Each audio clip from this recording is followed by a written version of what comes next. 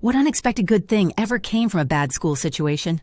I hated Tuesdays. Specifically, I hated Tuesday mornings because it meant first period English with Mrs. Gable and her pop quizzes I always bombed. This particular Tuesday, I'd left my literature textbook at home for the third time that month.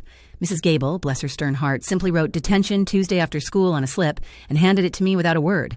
I crumpled it slightly in my palm, already mentally checking out for the rest of the day. Detention was usually a dark, silent room filled with other sullen teens staring at walls, served by a teacher who probably hated being there as much as we did. I expected an hour of mind-numbing boredom, counting ceiling tiles, dreaming of the video game I'd be missing. When the bell rang that afternoon, I trudged to room 204, bracing myself for the usual bleak atmosphere.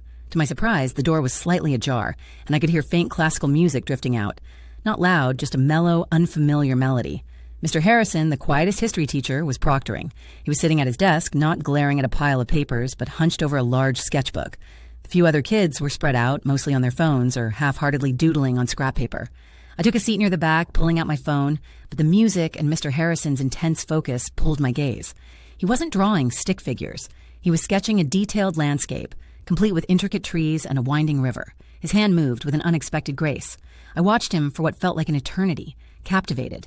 I hadn't drawn anything since elementary school, and even then it was mostly spaceships and poorly rendered superheroes. Yet, watching him, a forgotten spark flickered.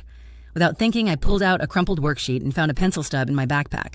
I started tracing the lines of the desk in front of me, then ventured into shading the wood grain. It felt awkward at first, then strangely soothing.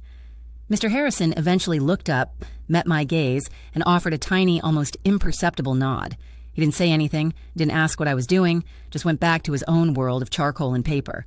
For the first time in a long time, an hour felt too short. The bell rang, pulling me from my newfound focus. I packed my crude drawing and left, the classical music still resonating, feeling a lightness I hadn't expected from detention. It wasn't a punishment that day. It was an unexpected beginning.